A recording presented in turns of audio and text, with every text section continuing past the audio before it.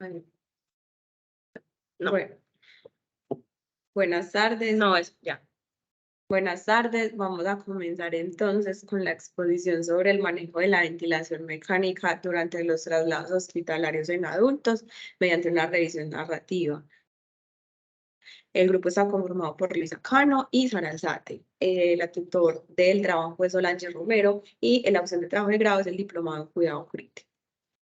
Listo, entonces en el árbol de problemas tenemos las causas, entonces tenemos suplir la falta de recursos humanos o tecnológicos, realizar pruebas diagnósticas, motivos administrativos, garantizar la calidad y oportunidad en el diagnóstico y tratamiento, situaciones de urgencia, emergencia vital, catástrofe o accidente de múltiples víctimas y traslado de servicio de urgencias a otro.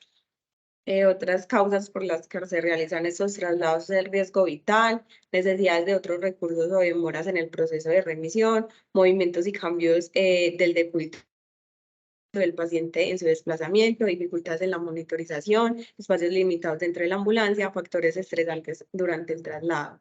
En el problema, entonces pusimos cuál es el manejo de la ventilación mecánica durante los traslados hospitalarios en adultos en una revisión narrativa. Tenemos entonces ya con los efectos de este problema en el sistema de salud, tenemos que los traslados se hacen fuera de la normatividad y los efectos en el paciente serían sangrado, hipotermia, neumonía asociada a la ventilación mecánica, episodios de hipo o hipertensión, desaturación, extubación no programada, arritmias, pérdida o obstrucción de las vías intravenosas, inestabilidad hemodinámica, embolismo aéreo, dolor, agitación o errores relacionados con el equipo. De los incidentes relacionados con la seguridad del paciente, el 54,5% se relacionan con el equipamiento, el 30% con el equipo del traslado y la organización y el 13,2% con la falta de medicación o material para el traslado y 2,2% con la gravedad del paciente. Listo, entonces en las estadísticas tenemos que el 23 al 52% de los pacientes en ventilación mecánica son sometidos a traslados intrahospitalarios. Bueno, en cuanto a la justificación, tenemos que el traslado intrahospitalario es frecuente en los pacientes en estado crítico. Se estima que entre el 23 y el 52% de los pacientes en ventilación mecánica son sometidos a este cambio. La incidencia de los efectos adversos que se dan son debido a dichos traslados es muy alta, por lo que es necesario hacer entonces énfasis en la seguridad de estos. Bueno, el fin de este proyecto es informar pues, al personal de terapia respiratoria del grupo de salud en general sobre las múltiples complicaciones que pueden presentar los pacientes en los traslados. También prevenir en la mayoría de los casos esas posibles alteraciones secundarias a la atención médica y de tal manera también se contribuye pues, a los pacientes pues, reciben una atención más segura. Y por último, aportar a la salud y al grupo de investigación en salud y comunidad GISCO de la Facultad de Terapia Respiratoria. Listo, entonces en la pregunta problema ya entonces pusimos cuál es el manejo de la ventilación mecánica durante los traslados hospitalarios en adultos. Bueno, en objetivos tenemos el general, entonces sería describir el manejo de la ventilación mecánica durante los traslados hospitalarios en adultos por medio de una revisión narrativa. En cuanto a específicos, tenemos identificar los cambios fisiológicos del sistema cardiopulmonar de los pacientes adultos que requieren manejo de la ventilación mecánica durante un traslado hospitalario. Como segundo, tenemos de determinar los tipos de parámetros, modos, modalidades y ventiladores mecánicos usados durante los traslados hospitalarios en adultos por medio de una revisión narrativa. Y por último, describir las normas y o protocolos del manejo de la ventilación mecánica durante los traslados hospitalarios en adultos por medio de una revisión narrativa. Listo, entonces en el estado del arte escogimos tres. Entonces el primero es la caracterización de los traslados médicos no regulados desde diferentes instituciones prestadoras de salud hacia el Hospital Pablo Tobón Uribe de Medellín en el año 2017. El principal motivo de traslado es el riesgo vital con un 46% de los casos. El otro es el traslado de los pacientes críticos, adultos y pediátricos en una revisión bibliográfica. Entonces, se visualiza que el transporte sanitario terrestre, las reacciones que se observan en los enfermos son consecuencias de la interacción entre su patología de base y las alteraciones derivadas del transporte. El otro es el traslado seguro intrahospitalario de un paciente crítico de una EPS del tercer nivel de complejidad en Montería.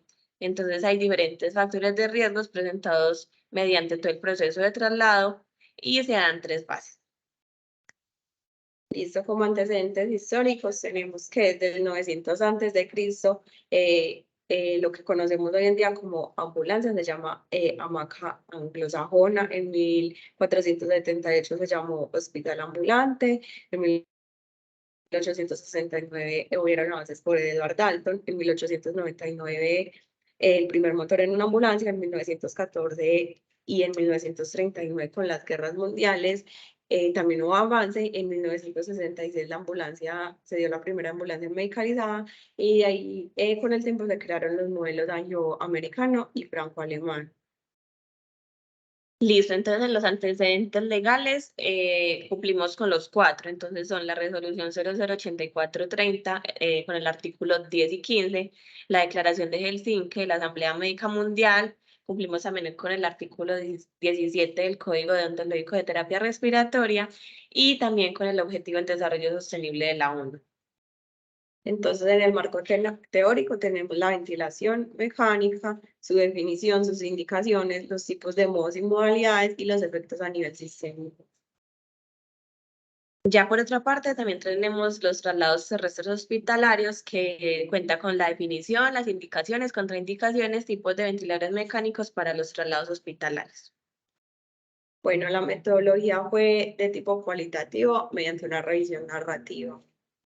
En la población y muestra, entonces en la población tenemos artículos científicos del DEX y el MEX y en la muestra artículos científicos y criterios de inclusión y exclusión.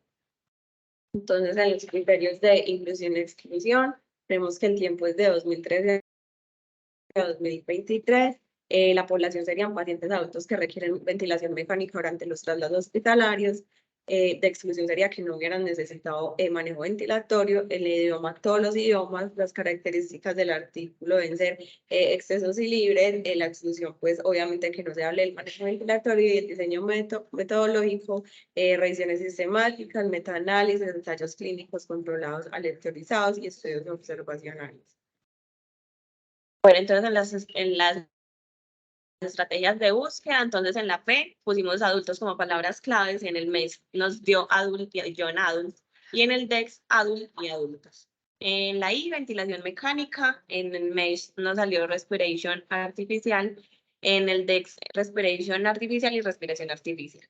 En el C no contamos con eso en la investigación, en la O pusimos signos vitales, deterioro y protocolos. Entonces en MESH encontramos Vital Sign, Clinical Deterioration y Clinical Protocols. En DEX, Vital Sign, signos vitales, deterioro clínico y protocolos clínicos. Y en la T, de 2018 a 2023. Listo, entonces acá podemos ver el algoritmo de búsqueda.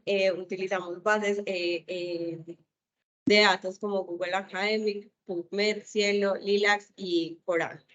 En total, después de aplicar todos los filtros, las palabras clave, el tiempo, los idiomas, el tipo de artículos, nos dio el total de 12 artículos. En los productos esperados, entonces tenemos el ensayo de reflexión, la búsqueda en la literatura y el diplomado, que son dos que van a estar en la biblioteca de la universidad de este tema.